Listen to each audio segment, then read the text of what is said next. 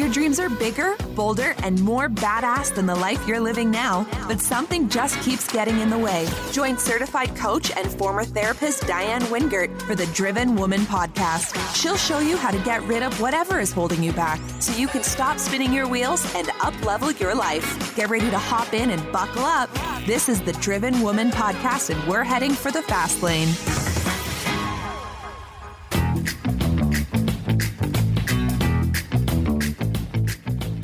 Well, hey there, and welcome back to All My Driven Women.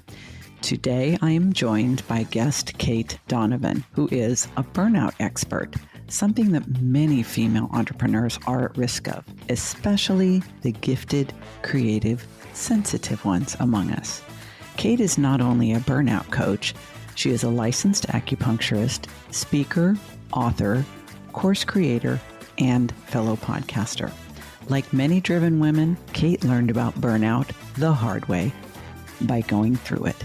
She figured out how she ended up there, how to bounce back, and now she's on a mission to end burnout culture. Hey, if we want to stay in the entrepreneurial game long enough to have a business that is profitable and sustainable, staying alert to where we feel resentment and setting healthier boundaries is a must. You are going to love this conversation with Cait Donovan as much as I did. This week's pod praise comes from Ducky Duck 64, aka Marcie, who says, "Welcome to the mind-blowing home for the ADHD professional, regardless of gender, to dive deeper into their adult ADHD journey, feel way less alone, and maybe learn a few tips along the way. Diann's having profoundly intriguing conversations, and so far, every episode I've listened to has deeply resonated in some way. So thankful to have found this pod. I really needed to hear it and feel hope." Well, and as I promised, if you are a freelancer, small biz owner, or entrepreneur, along with your pod praise, I will also shout out your business. So Marcie's business of amazing textiles you can find on Instagram, and it's called Twisted Threads Fabric. Link in the show notes. So without further delay, I bring you my conversation with Cait Donovan on burnout. Here we go.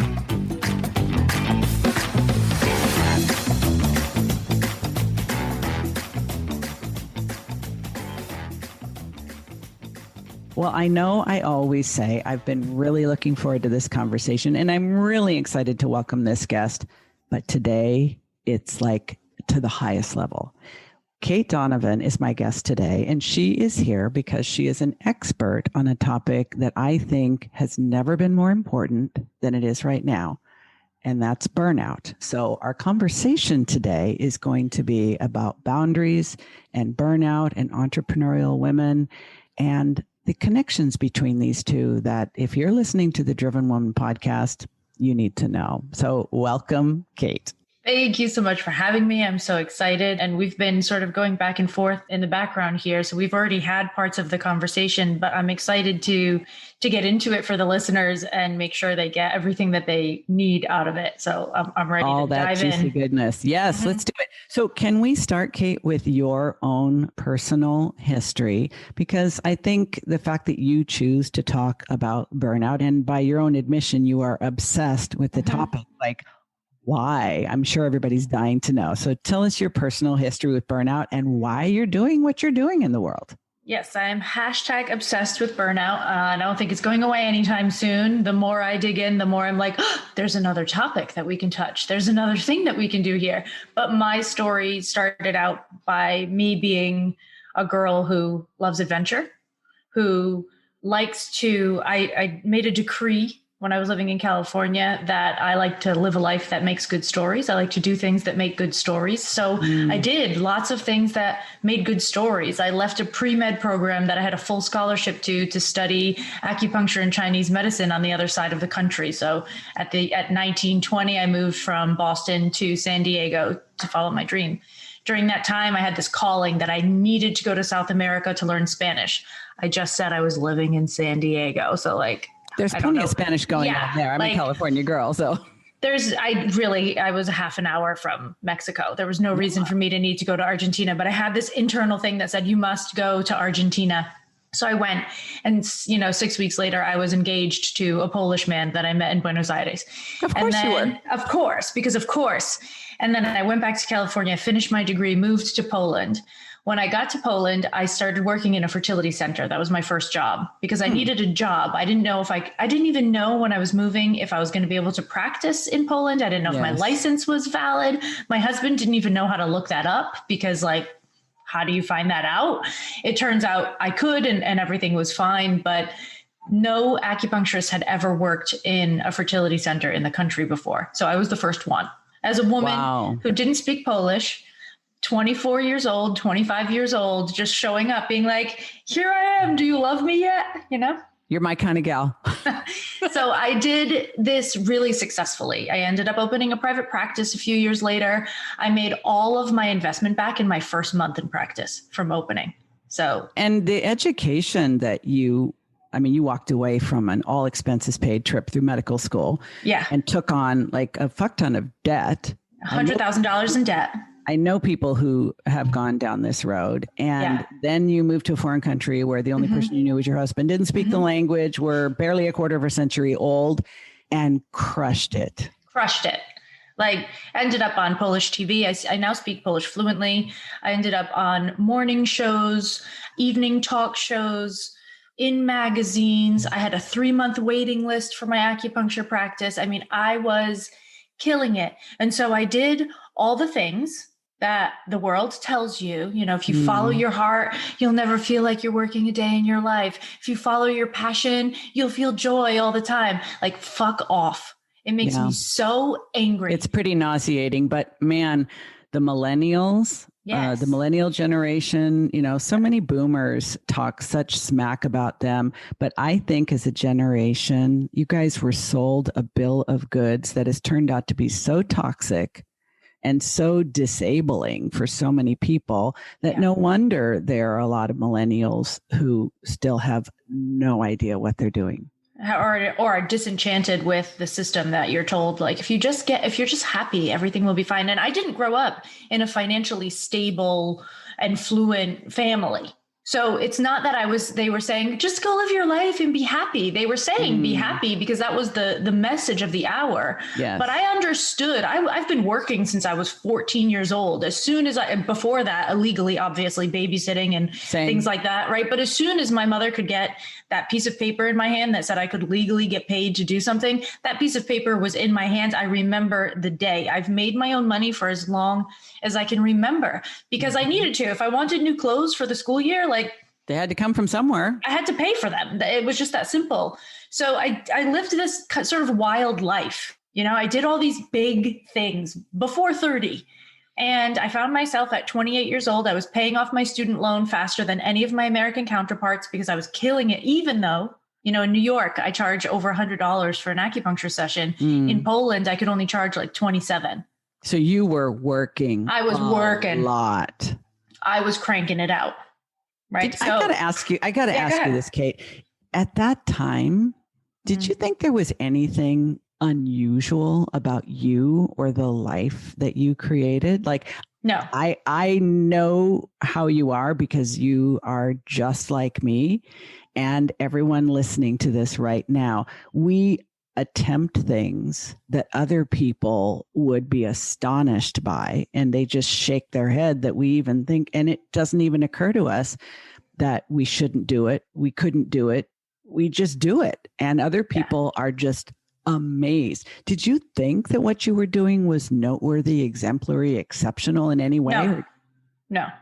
This was just the next brick. To you. Yeah, it was the next brick in my path. It was the next step that I was going to take. It was the next obvious choice showed itself to me. And then I did it. I knew on a logical level, on an intellectual level, that I wasn't following the norms. Mm-hmm. I knew that. Yeah. But I don't know how something feels out of the norm. When it's your life, it's your life. Yeah. Well, I'm just thinking that there must have been somebody, parental units or other people who might have wanted a full ride to med school, who told you, girl, you're fucking crazy. Mm-hmm. What the hell are you doing? My father told me I was fucking crazy. When my mother was like, follow your heart, do your thing.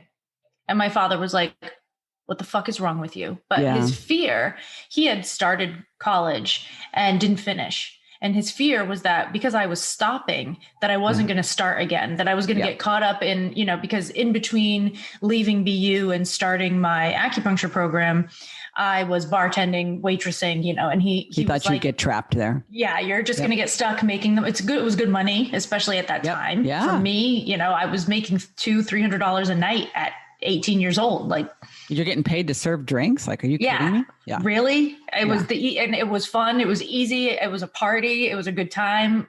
And so I think he was afraid that I just wasn't going to continue. As soon as I was back in school again, he was all for it. Got it. But there was that moment that my mother looked at me and she said, I trust you to make good decisions. Like, I'm behind you. And my father was like, you're fucking out of your mind. Yeah.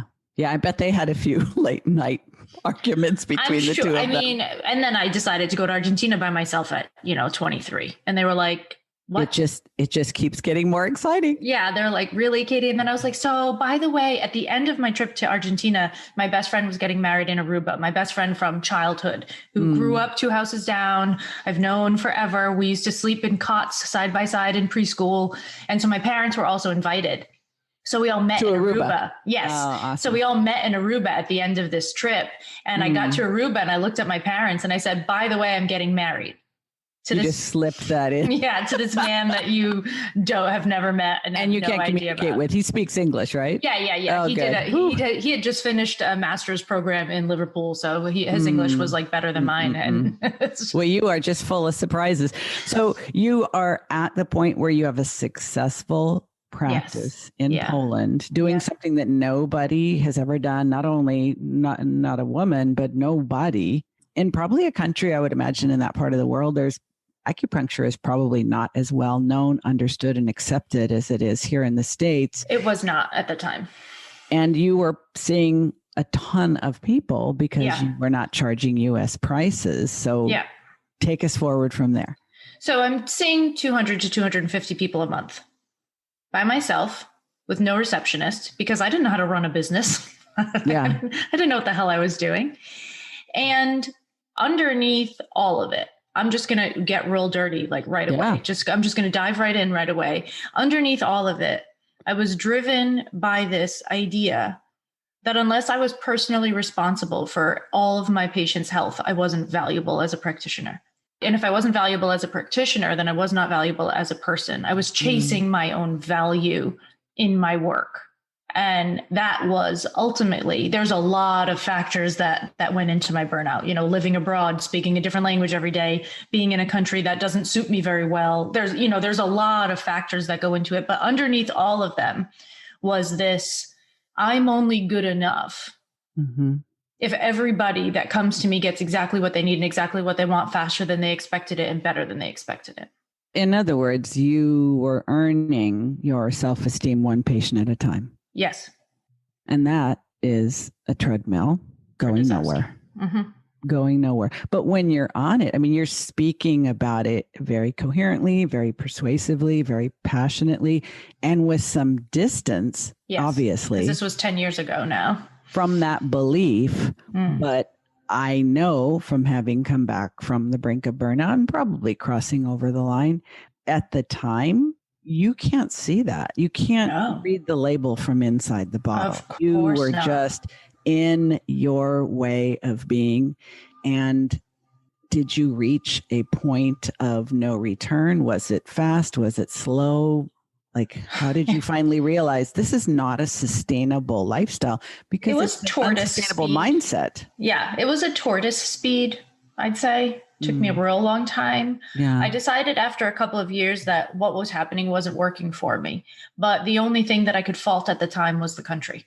So I blamed Poland as a country. Makes sense. That works for me. Well, we are always the last on the list of who. Of course. Right? Of course. What do you mean I brought this on myself? What are you talking about? Well, and I was working with a life coach. I had gone through life coaching training at the time, and I had done all of the internal work. And I was a meditator, and I was doing meta loving kindness meditations every time I was in the grocery store so that people would not be assholes, but I could not control the entire Even though population. They would run their card into you and you're like, I wish you happiness and the cost of happiness. I wish you Right. So I'm trying to like meta loving kindness my way through life, and it wasn't working.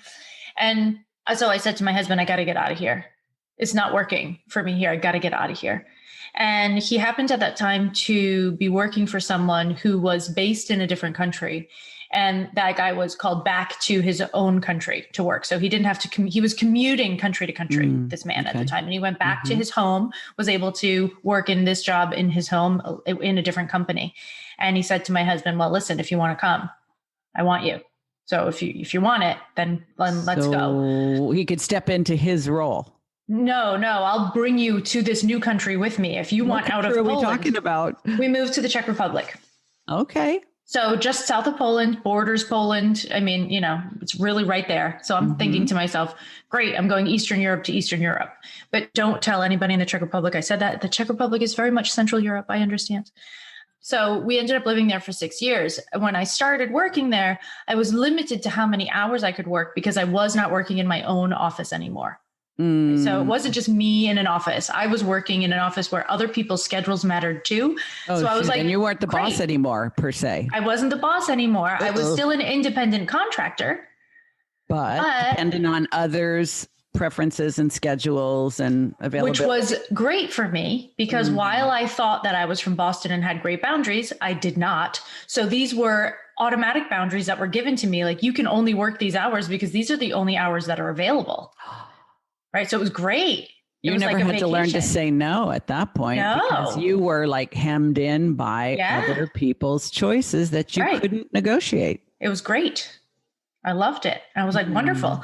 And so I did this for a few years. And after a few years, I realized I was still tired.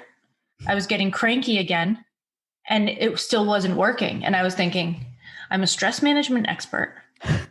By design, right? All acupuncturists are, because it's I have had successful acupuncture. And as a matter of fact, after a car accident, I was on very high doses of opioid pain medication. And I was able to successfully wean off with weekly acupuncture treatments. It took 2 years. But it was worth it. Yeah. So I'm a believer. But you were like, oh my God, you must have had some fraudy feelings around that time because you're like, what the hell? I'm a stress management expert. I do compassion meditation for assholes in the supermarket. Yes. And I'm losing my mind. And I'm exhausted and I'm angry. Burnout. And I didn't know that I was burned out yet. And this had now been going on. By the time I got to this point, this had been going on for like 6 years. You got stamina.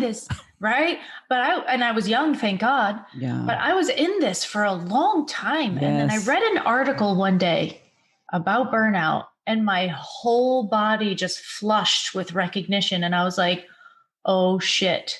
At that time, I'm a nerd, right? So as soon as I start reading something, I want to read all the dive in head first and get me all the research, and I want the research. I don't want the book written by somebody like me. No. Right. I wanted the research. So evidence-based research, all that. Yes. I want the science. So my husband at the time was doing a degree, like a postgrad degree at Oxford. And so I said, great, I have access to the university libraries. So I downloaded every single paper that said the word burnout in it. And I read them all.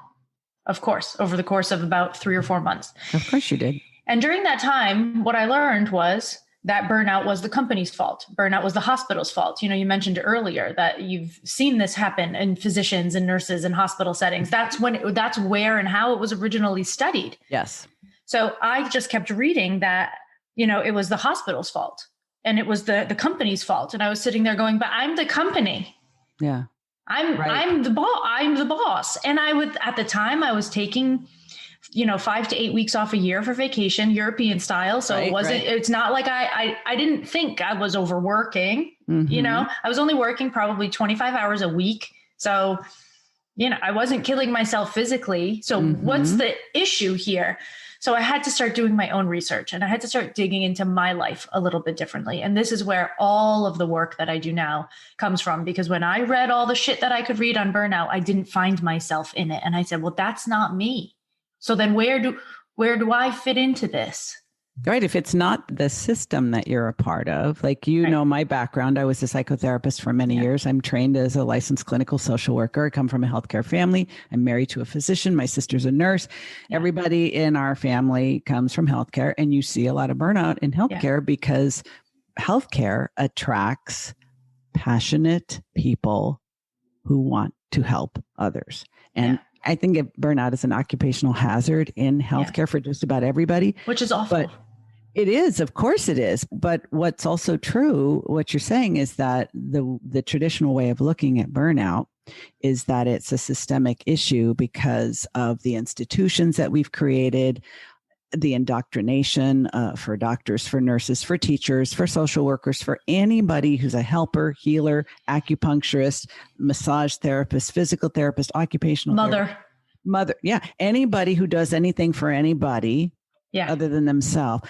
Veterinarians, people who care for animals, vets hospice have a workers, huge number of burnout. Yeah. Anybody who actually gives a shit about anybody other than them and acts on that is at risk. But we can't change those systems. And you were self-employed. And I'm married to a European. I know their standards for time off.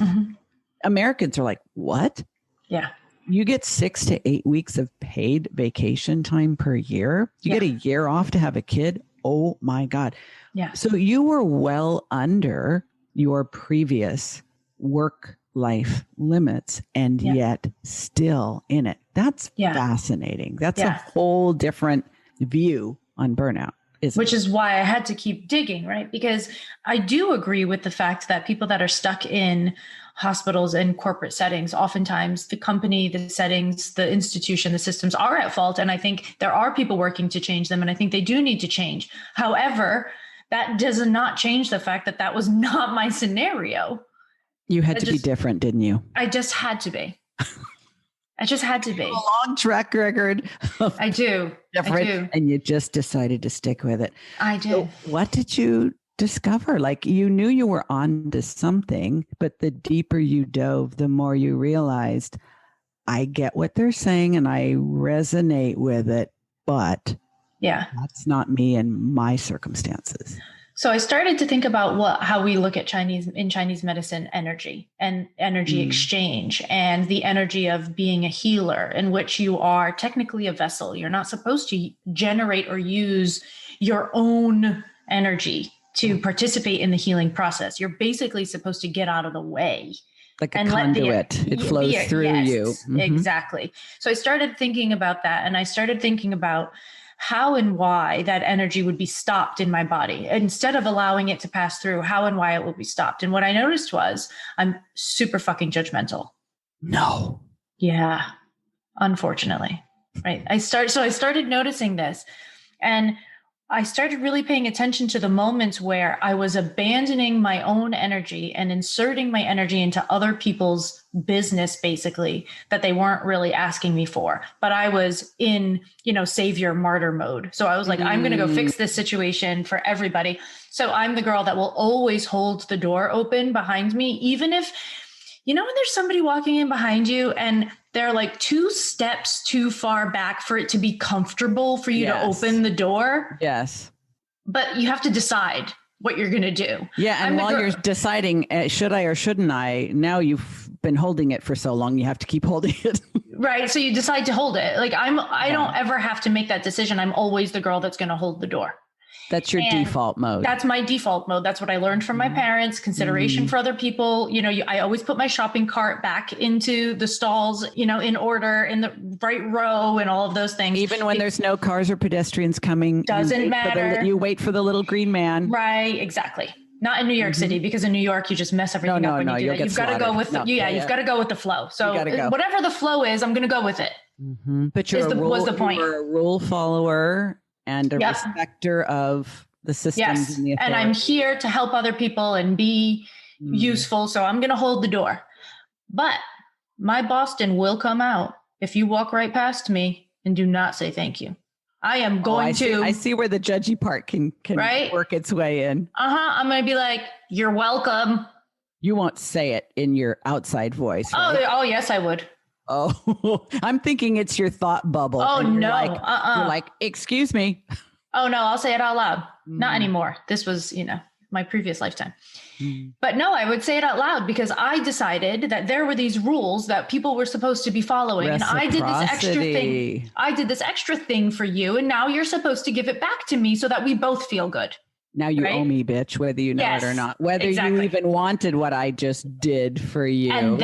And that is what seals the deal at the end of the day. So I started paying attention to how often I'm abandoning my own energy, my own needs, my own wants, desires, needs, preferences to quote unquote benefit somebody else, because you don't actually know if it benefits somebody else because you didn't friggin' ask them, because you're just deciding in your own damn head. It's wicked. Because you know best. Yes, it's very arrogant.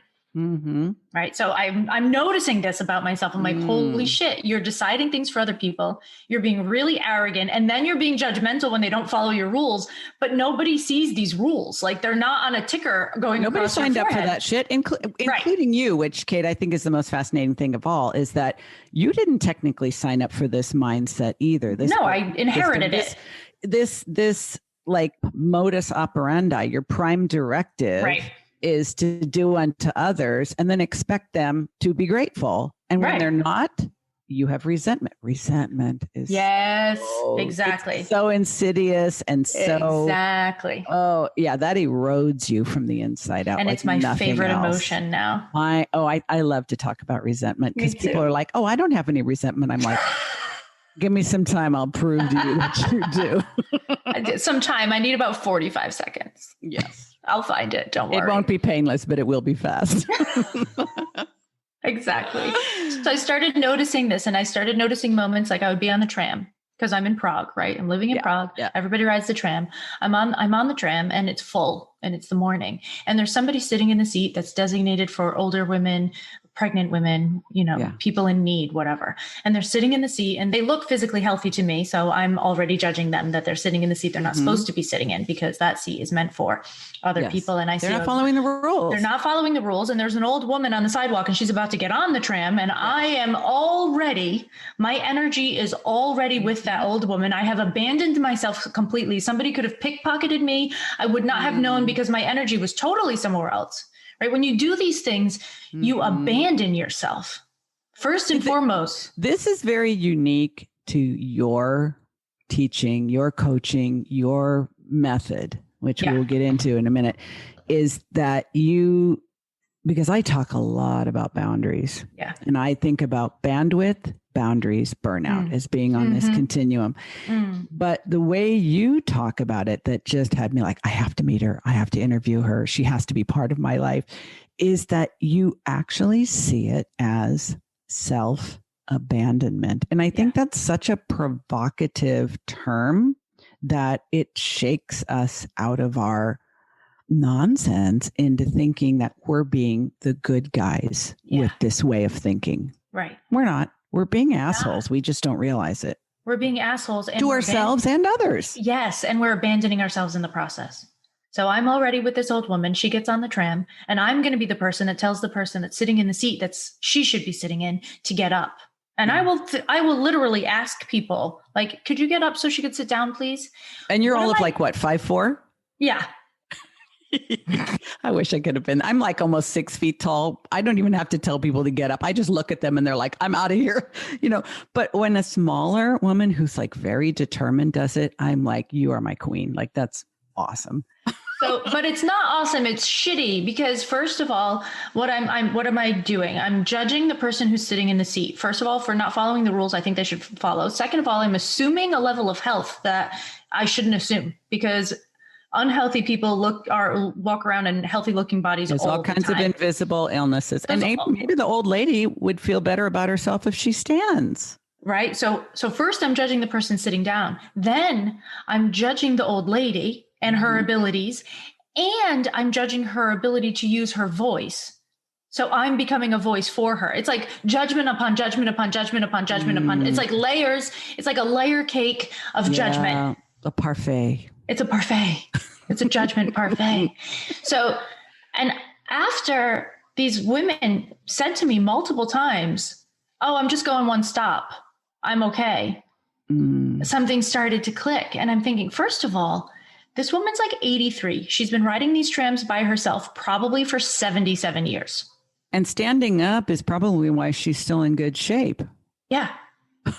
So like, think about it. I'm pretty sure if she wants to sit down, she's had enough practice getting on this tram to be like, by the way, mama needs to sit. And she probably speaks the language better than you do at this point. On top of all that. Likely, Likely. So like little light bulbs are like your head's starting to look like a Christmas tree. Yes. Bing, bing, bing, bing, bing. All these realizations. Yes. But I know it still takes time. Like when we have, time. Well, it's like, I think about self-awareness coming to us in waves. And then another wave hits you and another wave hits you. But, I've been at the beach most of my life. You just dry off, change out of your swimsuit. And you can't control how fast the waves come. Well, and it usually takes something painful before we say, okay, that's enough. I get it. Yeah. This has to Exactly. So during this time, I'm digging through all this research and I'm thinking about myself and how I don't fit into this research. And I'm watching my behavior. I'm really paying attention to when I'm abandoning my energy. I'm really watching that in the world. And I came back to a story that my old roommate told me, a roommate that I had in California. She's an amazing international lawyer now. She's an incredible woman. I just am so proud to know her. And she told me a story one day that she doesn't remember telling me about a man who told her a story. And he said, I want you to imagine that the whole universe is covered by a net. There's a net just around all of us. And above every single human, there's a knot. Just one knot, like a sailor's knot above your head. That's a part of the net. And your job while you're here is to maintain the integrity of your knot. Because when you do so, that first of all, that's your job. Second of all, it makes it easier for all of the people around you to maintain the integrity of their knot. And so this story just popped into my head. I hadn't lived with her in a decade, but the story popped into my head and I thought, oh my God, that's it. I'm not taking care of my own knot. When I'm abandoning myself, this is where the abandonment word came from. When I'm leaving to go tell the person sitting down for the old woman that needs a seat, when I'm doing that, what I'm doing is walking away from my knot. I'm abandoning my knot. And the people that are around me now have to work double time to make sure this part of the net doesn't collapse because I'm being nice. And this is when I learned. I love metaphors so much. And you are a world-class storyteller because human beings think in pictures, and especially creative, driven, expressive women like you and I think in pictures. And I'm picturing the whole world and this knot. And I remember wearing fishnets back in the day after I saw Rocky Horror Picture Show. I had to see how they looked on a female.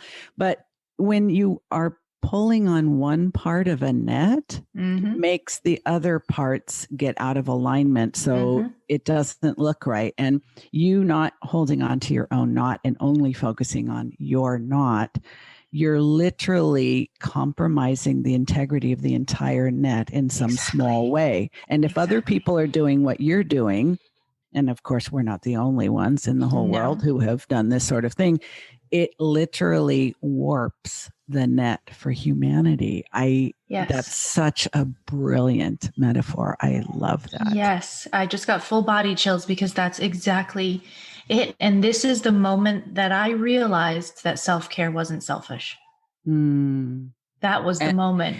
And that all the things that you think you're doing for others, not only are you not doing them for others, you're doing them for you, but you're doing them in a way that's the antithesis of your intention, your goal to be helpful, to serve. You are actually interfering with their ability to tend their knot. To their knot. Exactly.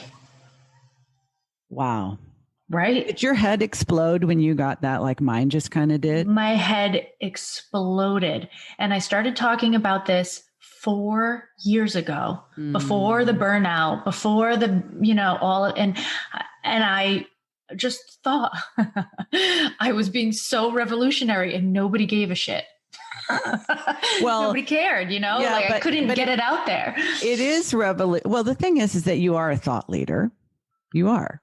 And thought leaders can tap into the collective consciousness.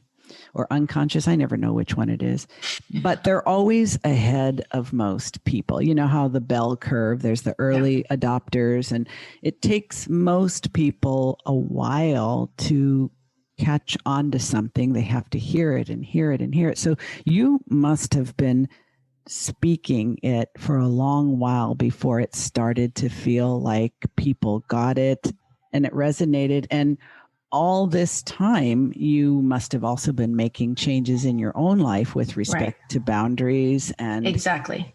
So the not informed my whole entire approach to boundaries, because I started thinking, well, okay, if I shouldn't abandon myself to go take care of other people's knots, those are the moments that create the most resentment, right? Because you abandon yourself, you go take care of someone else's knot, and then you want them to say thank you, want them to be grateful, you want them to live life the way that you think they should be living it because you did this thing for them, which means that they should respond in kind according to these rules that you created that you may or may not have said out loud.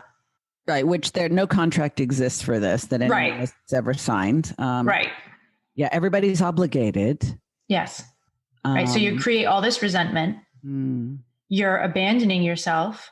And this is a part of boundaries that no one ever talks about. Everyone is constantly saying, you need to be more assertive. You need to learn how to say no. I was assertive as fuck. Assertiveness was not my issue. Especially with those people on the tram. You're like, it isn't about assertiveness. It's literally, and Cait, we hear people use expressions like stay in your own lane and that sort of stuff. And that always reminds me of a bowling alley, but literally tending your own knot means you're not just doing something physical. Right. You're also doing something metaphysical. Yes. And your mind and your emotions and your behavior are all sort of in alignment. One of the questions I've been wanting to ask you is, because we're talking about resentment, and I love talking about resentment. Me too. And because I think it's like battery acid. It just erodes all relationships and even our relationship with ourselves. But what emotion do you think we need to cultivate in order to have healthy boundaries? Because if we're not tending our own knot, we're trying to fix everybody else's knot, we're feeling a lot of resentment. What emotion can we intentionally cultivate that actually starts to lead us away from that and into a better, healthier alignment with ourselves and other people? So for me, my focus isn't on the opposite emotion. My focus is on, let's use the resentment. Resentment is my number one emotion. I have a mini course on it because I think it's that important. Well, I don't want people to focus on engendering a different emotion. I want people to face the resentment, look at it, really take the time to look at it and ask it questions. Find out, because you will find resentment in every place that your boundaries have been crossed, but you will find it in the places that you have overstepped your own boundaries and the places where people have overstepped yours. You will find when you start picking at it that most of the time it's you stepping out and not the other way around. It's when, like the work that I do with a lot of entrepreneurs, when they say they need to manage their time better, I'm like, no, darling, you need to manage your energy and your obligations. Yes.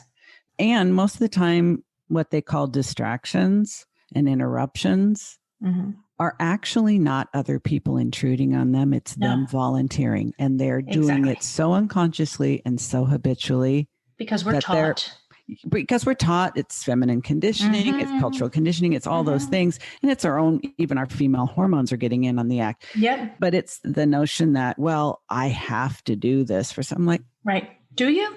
No. But do you? But I feel like I do. I'm like, you're feeling a thought. Let's get down to the thought. Of course there's resentment because we feel we're volunteering for things that we don't want to volunteer for. And then we're not getting the payout. Right. Right. We're not getting the correct payout that we think that we deserve. So you're not a martyr. Right. And I think that's so hard. I mean, I think a woman has to really be, and men too, but I work with women. They have to be in the just right place where they're like, yeah, I wasn't recruited. I volunteered without pay indefinitely. Yes. And when they can say, I understand why now. I'm not angry with myself. Exactly. I don't feel ashamed. Right. it's like, oh, of course that's what you did. That's what we all do. Yeah. This is why I like the not. Stop. Because it's just a picture. It's just a neutral. story. Yes. There's no judgment to it. It's just, please stop abandoning yourself so that we can all like maintain our own shit around here. You're not actually helping me by stepping into my zone. Yeah. And I agree. I agree with you also, Cait, that when you're feeling resentment, most of the time you're not admitting that you're feeling resentment. When you finally get to the point where you're like, it's like, no, it's not frustration. It's resentment. Yeah. Subtle, but important difference. Yeah. And once you admit to that, then it's like, well, I need to stop feeling that. No, maybe not. No, I don't want you to stop feeling it at all. I really, resentment is my number one business tool to know exactly where my boundaries need to be and to course correct in time, because boundaries are fluid things. They're different with different people. So you can't just like make a rule and then follow it forever, because you're going to make exceptions to your rule because you're going to want to for some people, because you're going to like them better than other people. And that's just the way it goes. And it's not, that's okay. You're allowed to change where the boundary line is, but you have to know where it is. You have to be able to follow it, and you follow it with resentment. You watch it happen. As soon as it starts building up. It's making the unconscious conscious. Yes. Because I think when we haven't reached a point where we actually know what it is that we're feeling, we name it and claim it, and we realize that it actually, once we become aware, it is a choice. Right. And you can keep on choosing it if you want to. Yes. But here are some other choices, some other options that you might want to choose. Then you have agency, and you're not just unconsciously back on that treadmill that you were on for so many years, like so many of us have been on for so many years. Exactly. And you start, you look at the resentment, and you start by asking, do I really need to do this job? Does this belong to me? Is this my not? That's the first question. The first question is this my not? Let's find that out first, and then we can go through the rest. Oh my goodness. I'm thinking about my clients and how a lot of what I talk about with boundaries has to do with boundaries with clients and with money and in business, because we have boundaries in our personal life, but we also have them in our business life with scope creep and over delivering and, freebies and the friends and family discount and all of that stuff. And I know one of the things that you talk about in your work and on your podcast is about inner boundaries. Because I think when people first start learning about boundaries, they often say, well, does that mean I just need to like close the door and lock it? I'm like, no, really more mindset. I mean, if the mindset is right, then the actions will naturally follow. And if you only do the actions, you're going to have more conflict inside than ever. And you're just going to default back to what you've always been doing. So can you tell us a little bit about how you look at inner boundaries? So the inner boundaries to me is leaving your energy at your not. In the simplest of explanations, leave your energy with your not. Don't abandon yourself. Don't abandon your not. When you find that you are, like you're saying, over offering, over giving, you're usually doing it because you're afraid somebody's not going to like you, or somebody's going to feel like they didn't get enough value out of what you gave, or that, you're going to be rejected. You're going to be rejected. No. Yes, exactly. Yeah. And somebody's going to think that along the road, no matter what you do. True that.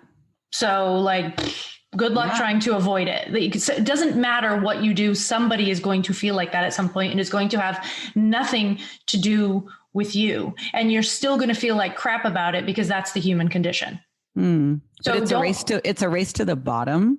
Yeah. When you try to course correct for any possible thing that you might do that someone else will object to. Right. And that's going to bring a lot of resentment. For sure. This is people pleasing, right? So to me, like, your inner boundaries are avoiding people pleasing just for the sake of.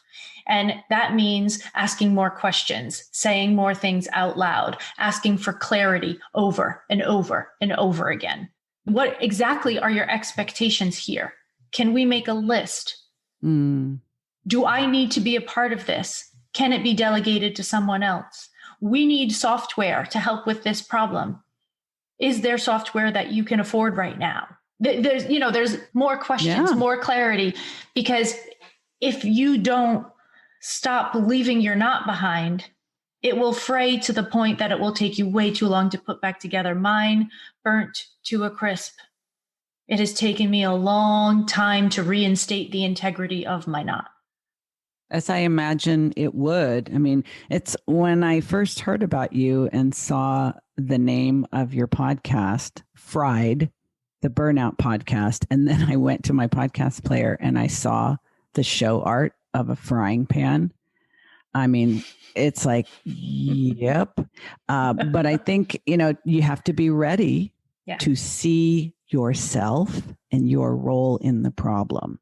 Yeah. It's one of people ask about your pet peeves. One of my peeves is the victim complex. Yeah.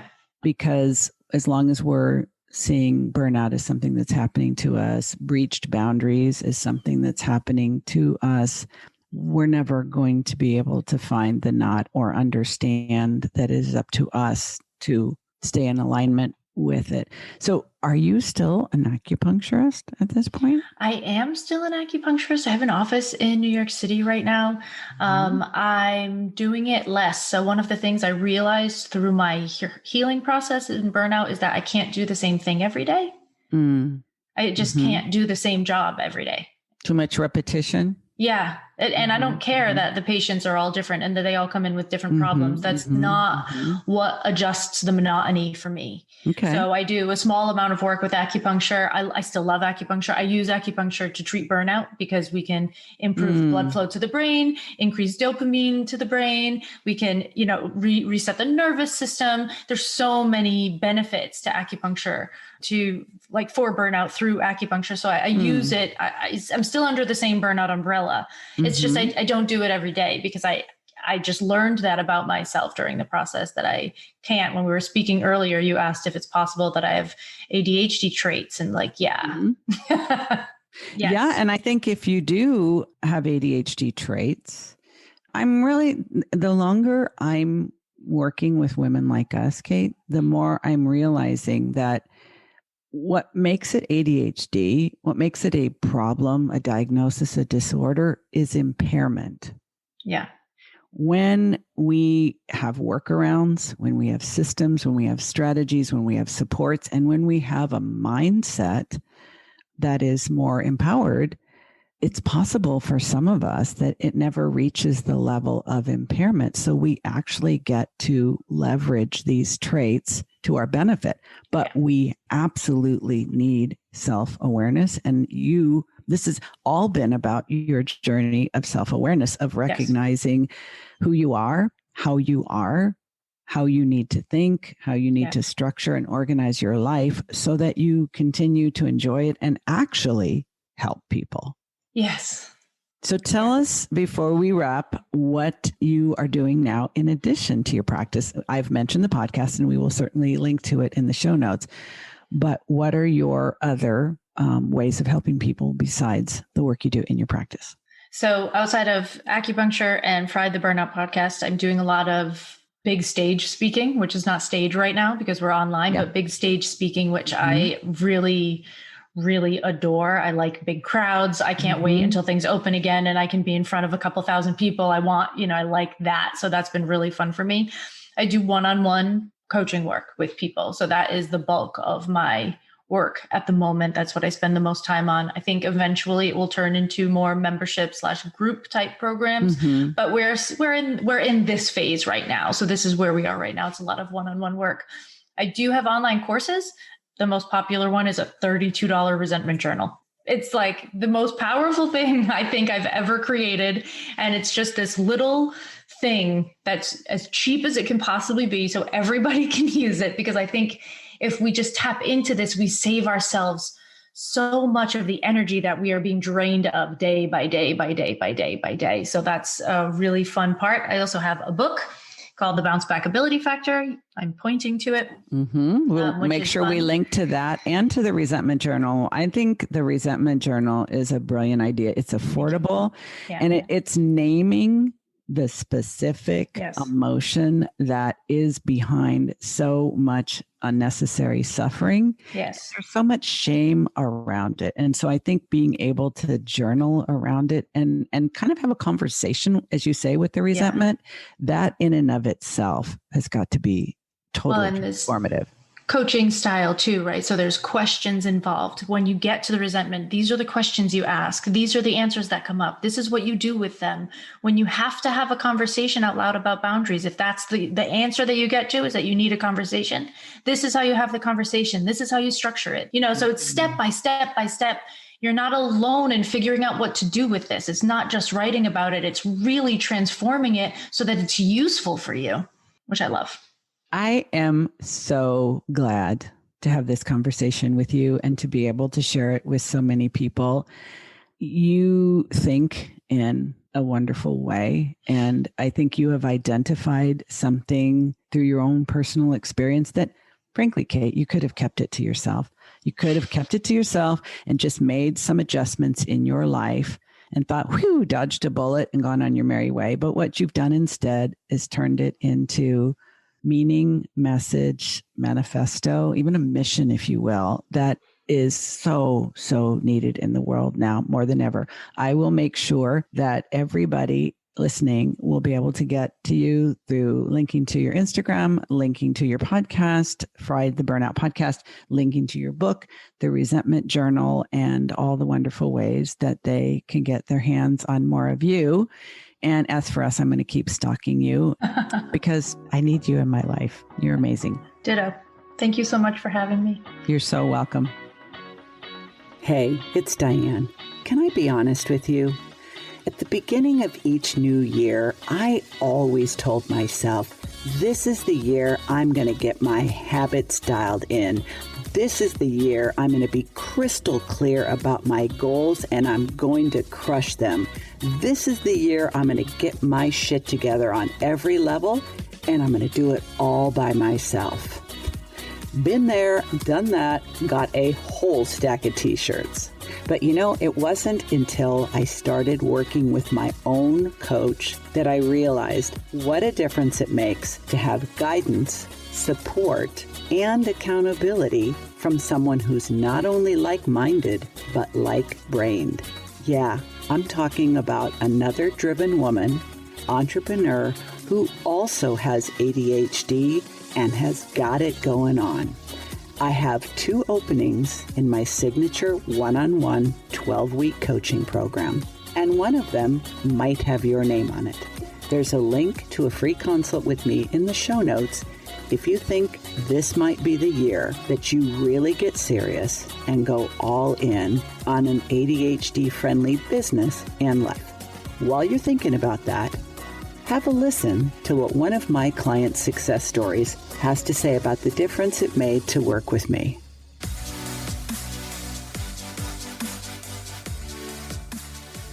Well, one thing that you helped give me insight on is how sensitive I am. And because I'm an empath, being in traffic and loud noises throughout the day, just getting to home, that alone was really draining.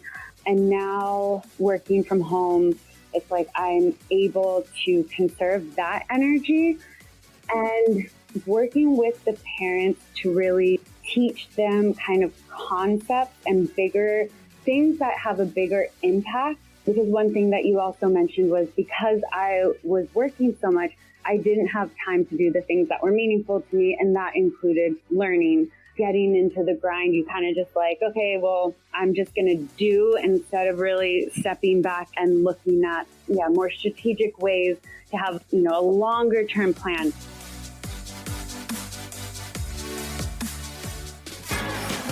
You've been listening to the Driven Woman podcast with Diann Wingert. Want more straight talk and strategy each week that will take you from spinning to winning? Don't forget to hit subscribe in your podcast player so you won't miss a single episode. Then head on over to the Driven Woman free and private Facebook group community. See you there.